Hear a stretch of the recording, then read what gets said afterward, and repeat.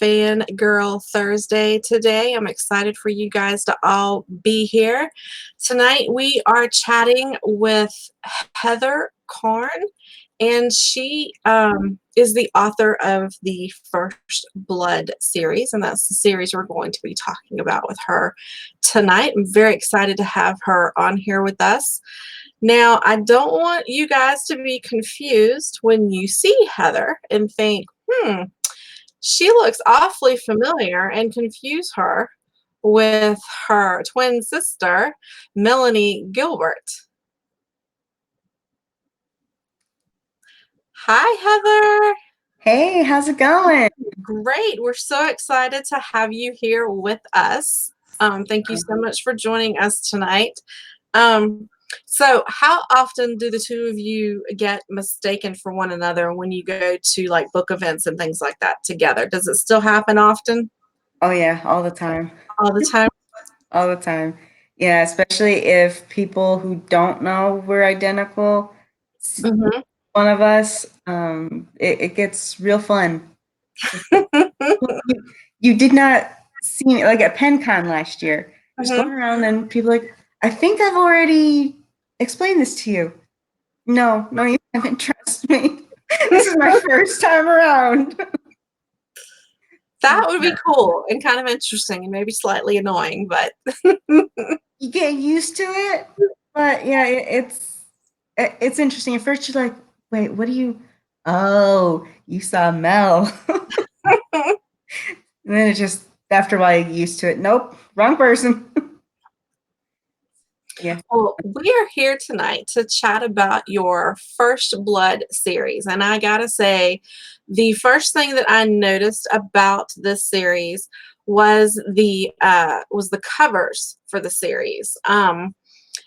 For I love purple, so that's very eye-catching to begin with for me. But they're very sexy and very intriguing looking, and I definitely went out and purchased the first book immediately based off of the cover. I mean, I didn't even read what it was about. I just jumped right in and went ahead and just said, oh, one click. Unfortunately, I haven't had a chance to read it yet, but I do own it, and I got the paperback as well, I think. Yeah, you do. Okay, I thought From I did. I thought I did. yeah, I intend on purchasing the entire series, and I do intend on sitting down and reading it. It was just, unfortunately, I'm going to just go ahead and throw Melanie under the bus. It was her fault because she's had me beta reading for her, and it's just been a nonstop loop of fairy tales, and so we're just going to blame her. yeah, I am totally okay with that. Totally okay with that. So, where did the idea for the First Blood series come from? What stemmed or kind of brought it all to life for you? Oh gosh. Okay, so this was a long time ago. The series released last year, summer of last year. Mm-hmm. And most of the books were written early last year. However, First Blood was written mid to end of 2018. So it's been a while. Um, so basically, I guess what brought it on is I've always liked vampires, but I Mm-hmm. wanted to do something different and was thinking about different, how I could change them up a little bit. And so then this species just sort of showed up in my brain and I started playing with it.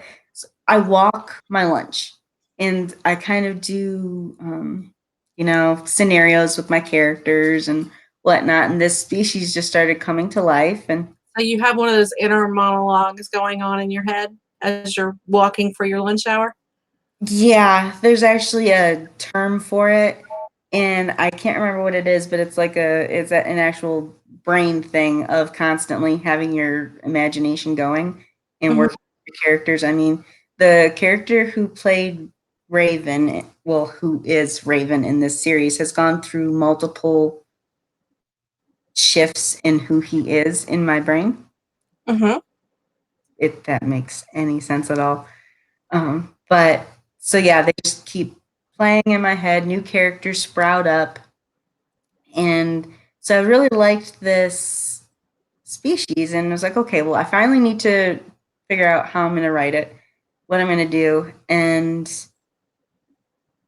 I'm also a pantser. I don't plot. So I Mhm. had no idea where this series was going. I basically, again, had two characters, a species, and this time I at least had a species, two characters, and trying to figure out where they are and, what they're going to do. And so everything just sort of comes up out of nowhere. Like I'm experiencing the same thing the readers are experiencing, but I'm writing it. And I was like, wait, what? Where? No, where did that come from? But it just all fits together.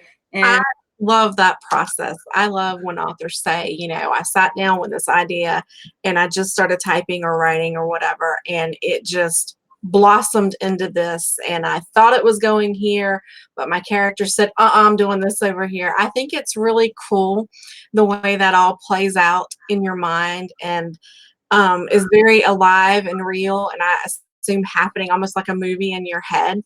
I think that's really cool. I have an inner monologue that goes on in my head too. She's very, very sassy. Um, she doesn't shut up very often, but it's not the same thing you guys have. That's just sarcastic Lynn over there chat noise sometimes. Every once in a while, she overrules and takes over, and things just fly right out. But yeah, anyhow, nothing wrong with that. so Yeah. without giving us any spoilers, can you kind of tell us on a whole what the series is about? Is it following one particular character storyline, or what are we looking at here? Yeah, the trilogy, because it's the trilogy and then there's a standalone. It's a standalone prequel. The trilogy follows Coda, and it's a lot of her figuring out who she is because she's not who she thinks she is. And there, she's a trainee in a military group called the Elite. And it's her trying to find her place there while trying not to get killed by the people who are after her and just figuring out why they're after her. Cool. Yeah, so that's basically what that one is about. So specifically talking about book one, I'm going to read a little bit of the blurb here for anyone who's new to the series, and that way we're kind of all caught up and we know what's going on.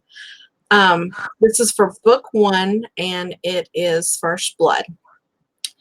Like most other college students in the United States, Coda's dream is to join the government's most advanced military unit, the elite.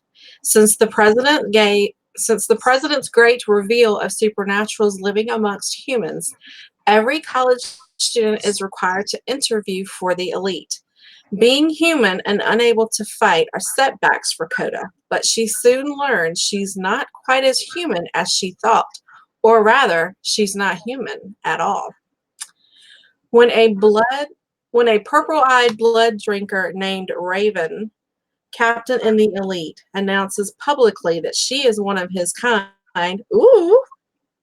Coda refuses to believe him. As her new elite trainer, Raven's job is to keep Coda alive and teach her the ropes. Teaching is the easy part, as Raven, Coda, and their team work together to keep the streets safe from the threats. It soon becomes apparent that keeping Coda alive will be much harder than Raven had anticipated. Ooh. As Coda works with Raven and the elite, she can't help but wonder how much of herself will remain once the maturity has finished, and will she still be tongue-tied? Will she still be Coda, or will she be something different? And is this why someone has their sights set on her? So, no spoiler there. We kind of already assumed that Coda, since she was the main character, was going to turn out to not be human after all. Um, Mm-hmm. I'm guessing that there's probably going to be maybe a little romantic tension there between her and Raven. And I'm going to pop this up on the screen for just a moment because I have it on good authority from some of your readers that this is a young version of Raven and that he is the stuff book boyfriends are made of. Oh my gosh.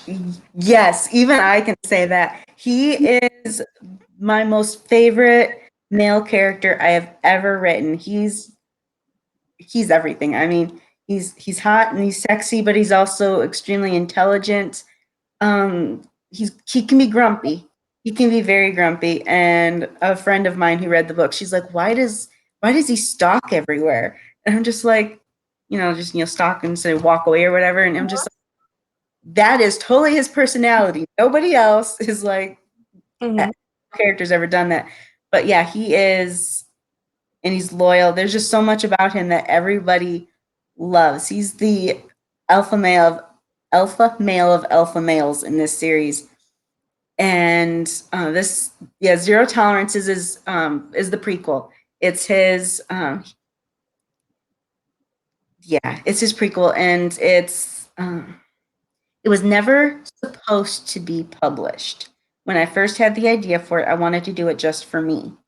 And so I finished First Blood, and then I was having a hard time getting into Second Lineage because Mhm. there's something in there there's an event in there that you find out about at the end of book one that I didn't know what was going to happen. Mhm.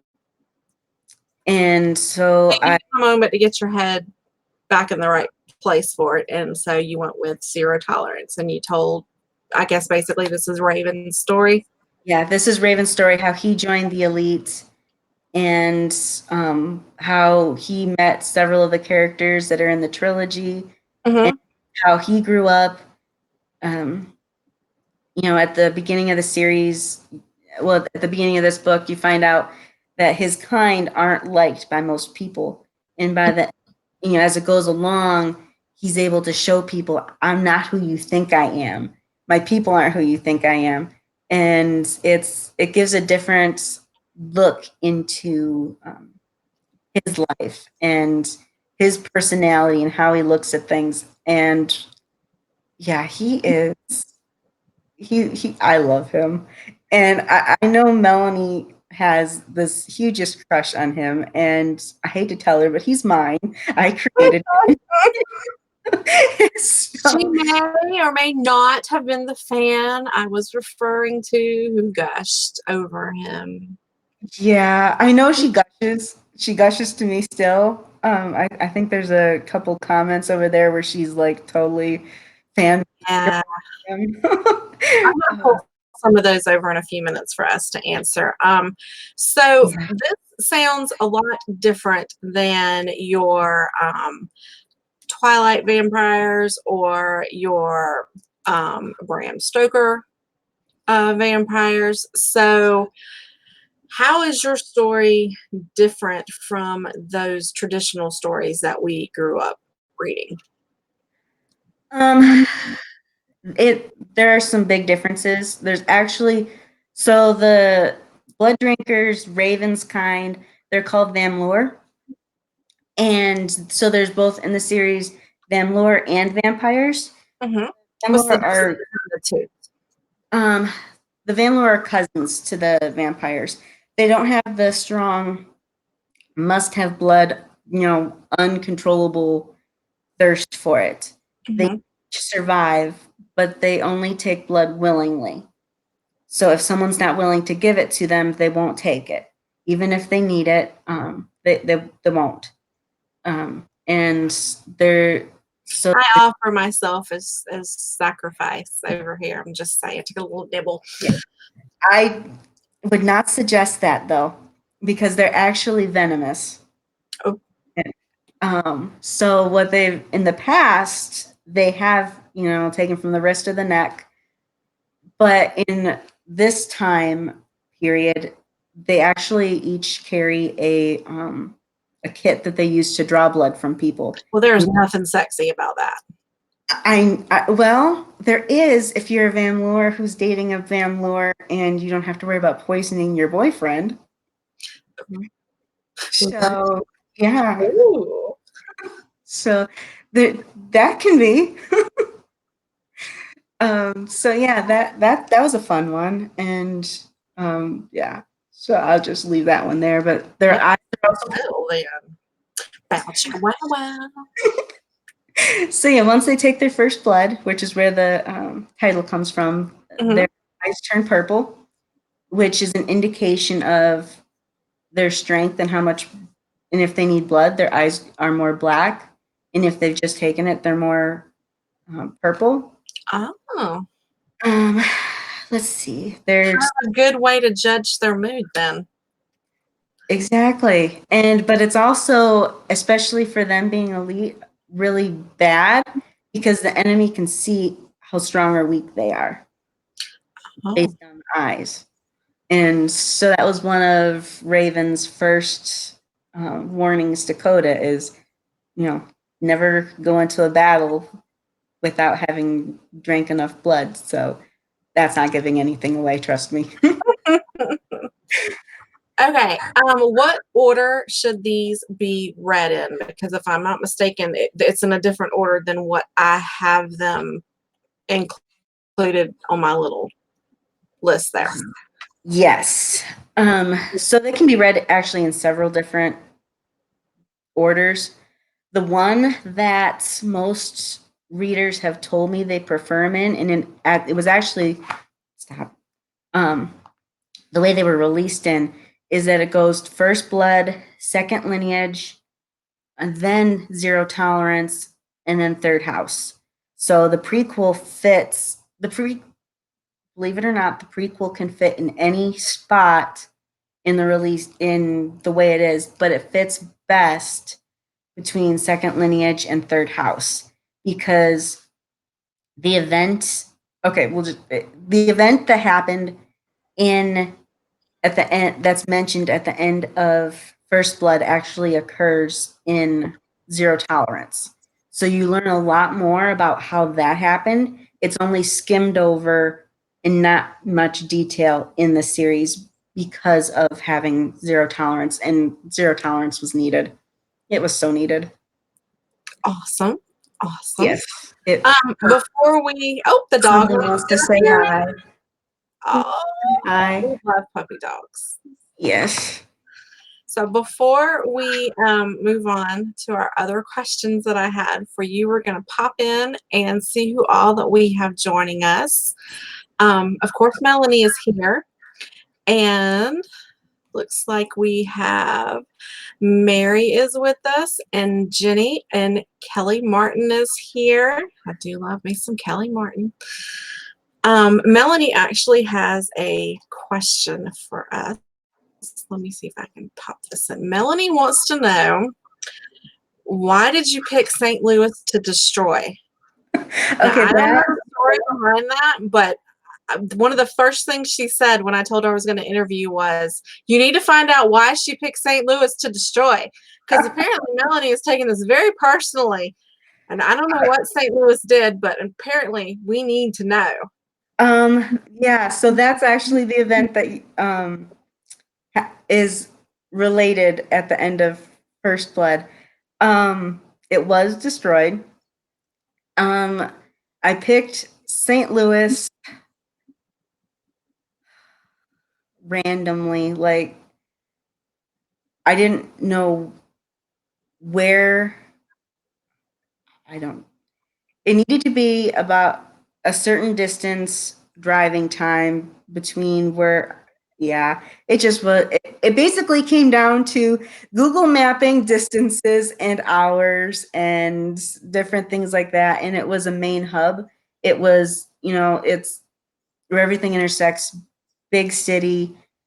If it were to be destroyed, it would cause mayhem and um, yeah, it would have a great impact on everyone. The whole because everything converges there. So that's why that one is that's why that one got chosen is first So and nothing personal, just happened to be the way it worked out with the maps. Okay, then hopefully, exactly, yeah, nothing personal. Melanie feels a little better about that now because she was taking that personally. I don't know. If I you don't guys know out there that are watching and listening with us tonight, if you have any questions for Heather, we would love for you guys to post them here in the comments, and we'll make sure that Heather gets some answers for you. Melanie's not thrilled with that answer. I'm not surprised by this. There's really no particular reason why I chose it. It just, bigger damage. What does she want me to say? What big grand reason do I I don't know. I think was that thinking, like, city? well, I have an ex-boyfriend and he moved to St. Louis, and I'd like him to just fall off the face of the earth. So I destroyed St. Louis. I mean, The just only off the top of my head, that's what comes to mind. the only personal vendetta I have against St. Louis is I hate driving in it. Other than that, I don't mind it. There's a lot of traffic there. Oh my gosh. When we went for PennCon, we Ubered everywhere, so it wasn't an issue for us. But we had this one Uber driver, and you'd have thought he was in New York. When it was over with, they asked you to rate the driver and all that, and I'm like, holy crap, that was the drive from hell. We're just lucky we made it. Exactly. Well, it didn't help that because I Ubered too because it was nuts. They had the 3 huge events going on at the same, Yes. Oh my gosh. and it was like our one Uber driver had no clue where he was going because all the roads were closed. I'm like, there's no way I'm getting out here driving if the Mhm. locals can't do it. Yeah. It was nuts that weekend, and we had a different driver every time we went out and did anything. The first day that we were there, we tried just walking the block around where our hotel was and going to shops and places to eat that were within walking distance. And we found a great little shop and went and had pedicures, and then we went next door and we had drinks and we had burgers, and then we were able to walk back to the hotel, and so it was nice. And we actually have our tickets to go this year. Charlene messaged me at 2:33 a.m. this morning talking about, girl, are you awake? I need to talk to you. Check your email. And so I get up this morning at 6:30 and I'm checking my email, and I'm like, I don't got no email from you. So I started going back through, and I'm opening emails and stuff, and I'm like, okay, maybe can I not see? And I have this email from Expedia, and they're like, your plane ticket to PennCon has been purchased. And I'm like, woo, I'm going to PennCon. Oh, that's awesome. So yeah, we're all set. She was up late last night. She, bless her heart, she has pneumonia, a double ear infection, and bronchitis. Yeah. So she's on steroids, antibiotics, and a whole litany of other things right now. And she's doing the nebulizer breather thingy and all that to keep her opened up. I did talk to her today. She sounded a lot better. But yeah, she says she's been battling that. And if you've ever taken steroids like I have and like she does, they keep you up all day and all night. I mean, sleep is just an illusion. You don't see it for days when you're jacked up on those things. So I don't think she's been asleep for like 2 days. But positive note, she's been very active online and buying tickets and getting us, reservations for things and all that good stuff. So I'm not going to knock it. Yeah, you got to take your pluses and your minuses. That's right. So Exactly. Well, we kind of got a little sidetracked, but that's okay. that's what we do here. What are you currently writing? What are you currently working on that you can talk to us about? Oh, wait, before you answer that, Mary, yes. The toasted ravioli. Oh my God, that stuff is to die for. I'm going to tell you right now, every single restaurant I went to in St. Louis, we ordered that as an appetizer, and it was divine. But the absolute best was at some know nothing bar that the locals hung out to, and believe me, they knew we were not local when we busted up in the door. Melanie and her husband and I and Charlene went in there, and we ordered an appetizer of the toasted ravioli, and we could have just sat there and eaten ravioli because that stuff was to die for, and it was the best I had in St. Louis. But I digress. But I'm trying to understand what Melanie says is I destroyed your ravioli. How did I destroy your ravioli? I don't know. Me either. Melanie, you better be more clear because I have no idea. We'll come back to the ravioli. Yeah. We could do a whole show on the ravioli. Yes, the next time we do need to order more ravioli because I never had any ravioli. we ordered one dish of it, and so we shared it between the four of us. And honestly, I could have had one or two of those all to myself because oh my gosh, it was good. Oh, it was so good. I'm not a ravioli I'm not fan. exaggerating. Every restaurant that Charlene and I went to, we ordered toasted ravioli. Oh, I understand what Melanie's. I destroyed it in the book. I destroyed your ravioli in my book. Oh, you do something horrible to ravioli in your book? What is wrong with you? I destroyed St. Louis. Oh, oh, I'm sorry. I was so confused. I was too until I destroyed St. Louis. So yes, sorry, Lynn. I just destroyed ravioli. Okay, now I get it. Book, Oh my god. book and fiction, book and real life just totally Yeah. different there. Oh my gosh, that was too funny. Yeah, I was confused too. Yep. Okay, so getting back on track. What can you tell us about your current work in progress? What can we expect from you next? So I'm actually working on 2 more standalones in the series. So there's going to end up being the trilogy and then the 3 standalones. Right now, yeah, I'm working on There's 4. going to be 2 more additional standalones, excuse me, Mhm. as part of the First Blood series. Yes. Now, are they prequels or follow-ups or spin-offs? Do they deal with sub-characters or what are we doing? Yeah, so it's actually fun. I don't know if most of my readers even are aware of this, but the titles of the books end up being a timeline for the events that happen within the series. Fourth Bunker actually is going to be told by Avery, who is Raven's second in command on the team. Mm-hmm. He's a snow leopard shifter. He's been fun to write. And another character. So it's going to be dual point of view. No one knows. Nice. I like that. Yeah, no one knows who the second character is. And I'm not sure when I'm going to announce who the second character is, whether it's before or let them figure it out. They will have suspicions. I know they will. I know they all hope it's a specific character. We'll find out. And then after Fourth Bunker, I will be working on negative energy, which, okay, so can I quickly go over some of the characters? Yeah. Okay, so the team, because this is part of it. So the next prequel is Shannon and Jackson. They're part of the team.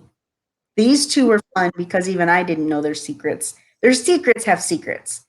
And so she's a witch, he's her familiar, which is basically he's a wolf shifter and he's bound himself to her and helps with her magic, helps her control it, makes her more powerful.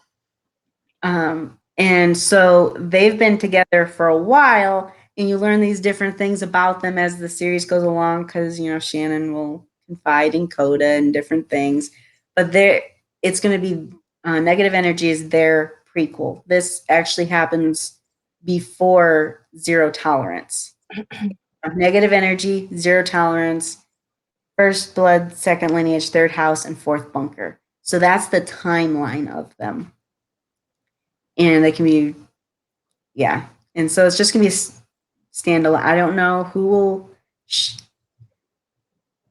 The characters in the actual trilogy won't show up in Negative Energy.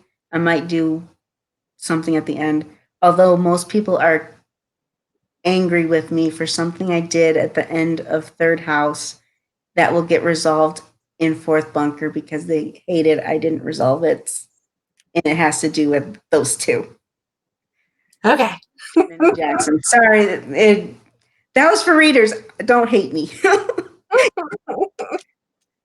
So yeah, so that's okay. So then on the team, there's Shannon and Jackson and Avery, and then there's Luella, and she's a naiad, and she loves to push Raven's buttons.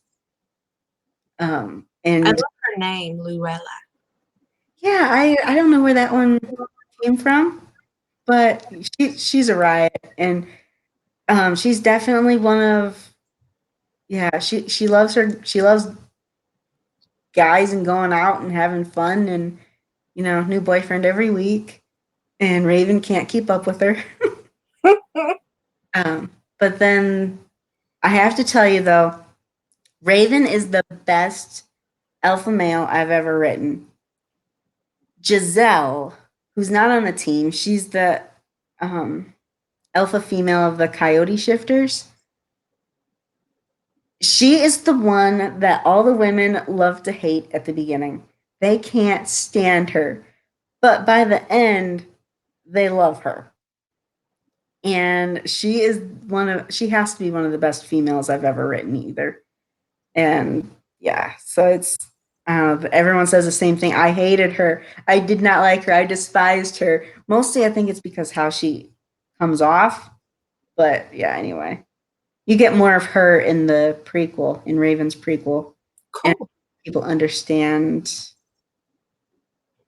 that, yeah. So yeah, as Mel says, you hate her until you read Zero Tolerance. So I guess it's a good thing that I wrote Zero Tolerance so people don't exactly hate her. Because in the trilogy, yeah, she just comes off way too strong. But yeah, she's awesome. She's one of my favorites. So that's why I had to bring her up. Cool. Yes. So yeah, those two books are coming up. Awesome. And do you expect those to be out in 2020? I expect them to. I'm actually trying out a different release and writing schedule this year. I, Mm-hmm. I I can't write in the summer. I've tried it for the last 3 years, and it just burns me out, kills me. So I'm attempting to write as much as I can before June, and what Mm-hmm. I get done before then will hopefully release in the summer, and then I'll start writing again in the fall. So these two should, don't quote me, life happens, should release sometime this summer. And Awesome. I've got a couple spin-off series in the same world that I'm planning, and we'll hopefully start working on them after my break. Sounds like I need to get busy and get caught up on this series because there's a lot more that's going to be coming. Yes. Oh my gosh, it's going to be so much fun. I am so excited to see where all of this goes. And whew, Where can your fans see you at this year? What signings are you going to be attending? first is the Roanoke Author Invasion in April, and then Once Upon a Book in July in Frankenmuth, and then Booze Books and Booze. I can't remember what. Books and Booze. Yeah, sorry, it was in my Booze. head. I It just had said, to, boo. yeah, not the drink, Come on, the both. booze. And I was like, say that out loud. Yeah, that one in October. So those are the three I'm gonna be at. And I'm really excited because I didn't do any this year. Not this year, last year. Mhm. 2020, Heather. I didn't do any last year. And I went as a reader, but I didn't go as an author. So I'm really looking forward to doing that again because I missed it. Well, if everything goes as planned, Charlene and I will be at Roanoke to see you guys. And then I bought plane tickets earlier this week for Once Upon a Book. So, assuming nothing unforeseen happens like it did last year, my luggage and I plan on being there. And I'm actually going to be there for a full week this time. We're going in on a Tuesday and not flying out to the following Tuesday. So Awesome. we are making plans to do a lot of sightseeing and things that we haven't had time to do in the past. So I'm really looking forward to it this year. And then PinCon again, apparently. Apparently. Apparently. Um, It's a good thing I have an understanding boss when I start turning in all these days off. I know. I've put in time for Roanoke and Once Upon a Book. I have not put in time yet for Books and Booze. So I'm like, okay, I need to figure out what I'm doing so I can put the time off. Yeah. And Charlene has that one on her calendar too, and I'm like, that's October. That's hunting season. My husband's MIA a lot during that time. He doesn't Mhm. ask for much, but he asks for October to January. So Yep, I understand. it just kind of depends on how that works out. And luckily with Roanoke, I only have to take one day off for that. And I'm taking, I think, 5 or 6 days off from work when we do Once Upon a Book. And then I take 4 days off when we do PenCon. So Mhm. I don't really know how many days I get off at work. I just submit in and say, I'm not going to be here on these days. The tickets have been bought, and we just sort of go that way. So, Exactly. Yeah, yeah. I'm like, okay, because I'm traveling with Mel to Roanoke, and I'm just like, okay, well, what day are we leaving again? I need to make sure I put in enough because I need, to get over to her house and then enough time to leave. So yeah, and to avoid Chicago during rush hour, all that fun stuff. Mary, I don't know where you live, but the Once Upon a Book event that takes place in Frankenmuth is very kid friendly. And the hotel, or the inn rather, that it's hosted in, if you stay there, you do get rooms at a discounted rate. And there's indoor pools and slides. And there used to be an arcade and putt-putt. I'm assuming those are both still there. I'm not sure. But you could definitely get some more information on that from the website. So I'm assuming Gavin's your son that you mentioned. Um, but yeah, so that might be. You said you didn't know that you could travel or leave Gavin behind, but yeah, you might check into that one since it is. And even the day of the event during the signing, they have a kids table with games and different things for them to do. And it all takes place inside of one large banquet hall. And so you don't have to worry about, going from room to room or multiple floors or anything like that. It's all very much in one place. So you don't have to worry about getting separated or lost from your child or them roaming off too far or whatever. So that might be something to look into. Yeah, Yes, and Jenny, we will see you at Frankenmuth. We're very excited about that. Um, yes. I don't think I will make it to Rue Volley's event. I know I'm disappointed that I won't make it. She has reached out to me about it, but I just don't know that that one's going to be in the cards because PenCon and Once Upon a Book were already planned, and with flights and everything else, so it gets a little pricey. So I don't know if I can do three main events like that. Not with tickets and hotel and everything else. So maybe next year, maybe when I can plan it a little differently, I'll be able to make it then. But I don't think it's going to be in the cards for this year. What were you going to Yeah. say before I cut you off? I'm sorry, Heather. I Nope, you're good. I can't remember what I was gonna say. It was something from Mary. We were Oh, talking about Once Upon a Book.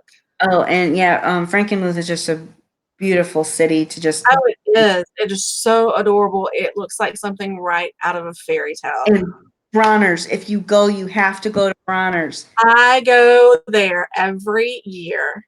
Yep. Mary is a Santa Claus fanatic. We walk around, and they have the gigantic life size Santas all around. So Mary stands with them, and I take her picture. Plus those giant ones outside in the parking lot. They're like Yes. 40 hmm feet tall or something.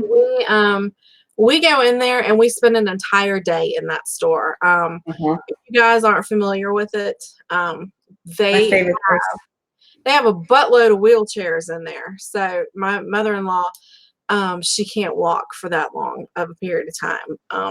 So a wheelchair is great to be able to roll her around in there. There's a small little cafe inside because you're going to need something to drink. You're going to need a break. And there are random little chair areas just set up throughout the entire store because you find yourself needing a break and needing to sit down and just chill for a little bit. But that store is amazing.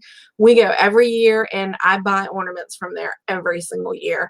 And when I didn't make it this past year, I went online and I ordered some as Christmas gifts for people. So, Good plan. Yeah, I know it's like one of those stores, usually you measure a building in, square feet.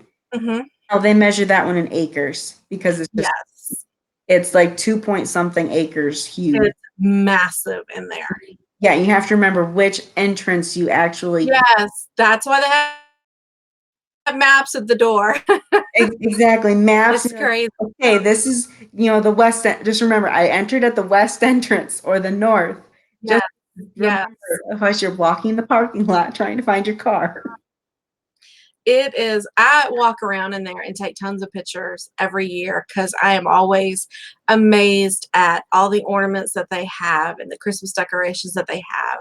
And it's not Mhm. just, stuff from the United States, it's from all over the world, and they have this whole collection of these really creepy looking dolls with, that kinda remind me of,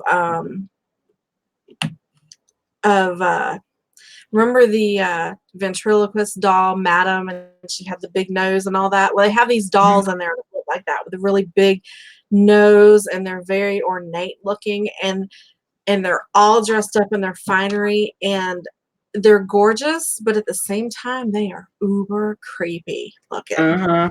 I took pictures of them and I sent them all to Stacy because she doesn't like creepy things, and I couldn't resist. But, Of course not. they were awesome. But what I love is they have this massive layout of like Jerusalem, and it has Mhm. all the little townspeople and everything in there. Like the market is set up and all that. And I mean, it's so massive. I couldn't imagine having enough room to bring something like that home or the money to buy all of that to Exactly. display something like that.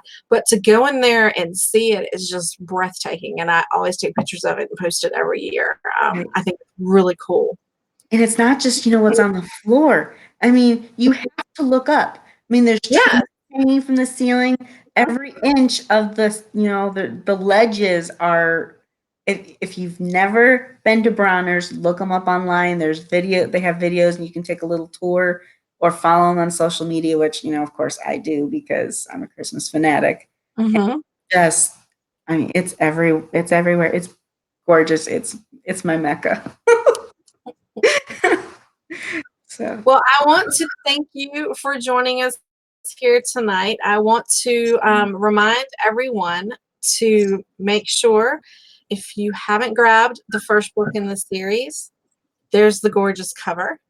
Very sexy, very intriguing, very much makes you want to just one click when you get it Amazon. Make sure you check out this fantastic series from Heather Karn. It is the First Blood series.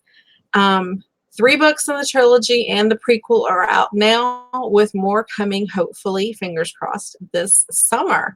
So make sure Mhm. that you guys check that out. And again, thank you so much, Melanie, for joining me here tonight. I appreciate it so much. One last thing before I sign off, we have a special treat for you guys. Um, Next Thursday will be the 13th. So, with it being just before Valentine's, Two Girls in a Book is going to host a very special Fangirl Thursday, and I actually will not be the host this time. Surprisingly, I have convinced Crystal, my other partner in crime, who is normally working behind the scenes, to come on and do an interview with a very popular romance author. So be looking for a post from Crystal tomorrow letting you guys know who her special guest is going to be next week. It'll be the same time as always at 7:30 right here at Two Girls and a Book. Thank you guys so much for joining Heather and I tonight. We had a blast. Thank you. Good Thanks for night. having me.